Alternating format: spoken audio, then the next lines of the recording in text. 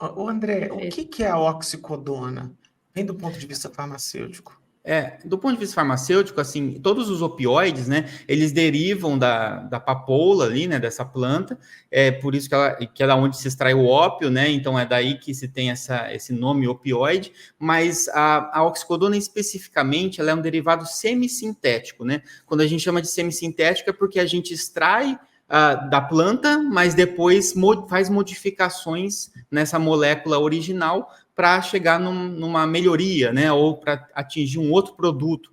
Isso é muito comum, né, na indústria farmacêutica, você derivar substâncias que têm algum potencial e você vai modificando essa molécula e tendo outras possíveis benefícios, né? E nesse caso tem um alcaloide específico presente na papoula, que é a tebaína, e esse alcaloide, quando você faz uma série de modificações químicas nele, você consegue chegar na oxicodona.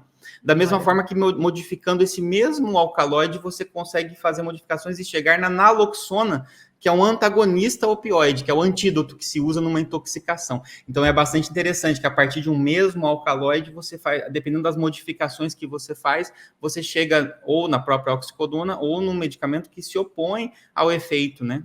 Uhum. Ótimo. Ô, André, qual que é a proximidade? Porque no filme, para quem não viu, lógico, era um comprimido para as pessoas tomarem, mas muitas pessoas descobriram que se macerar o comprimido, eles podiam cheirar aquilo como se fosse droga. Qual que é a proximidade da oxicodona para a heroína, por exemplo? Quão irmãozinhos eles são?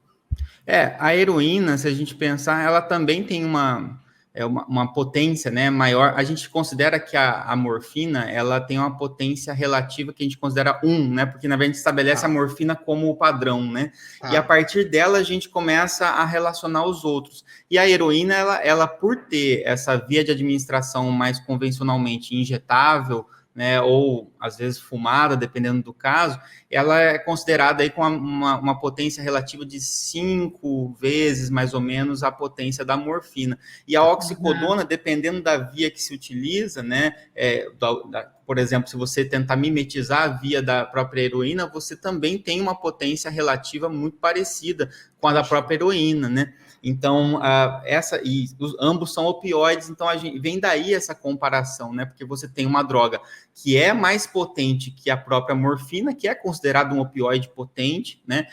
Sendo administrada por uma via que se assemelha, né, ao que se faz com a heroína, porque a via cheirada também, que é uma via muito fácil de ser utilizada porque ela não é tão invasiva quanto a injetada, ela também acaba driblando mecanismos de absorção que a gente tem mais lentos, se for pela via oral, por exemplo, e acaba tendo um pico muito intenso. Então, o efeito que se coloca como rush no opioide, né, que seria aquele efeito de euforia, né, que é o que as pessoas, os usuários acabam buscando, esse efeito se atinge com certa facilidade com esse desvio de uso da oxicodona, né? Então, é interessante ver que, nesse caso, a indústria ela fez uma forma farmacêutica que permite absorção lenta, que não é por causa da oxicodona, mas é por causa da forma que foi feita, do tipo de comprimido, a tecnologia empregada no comprimido.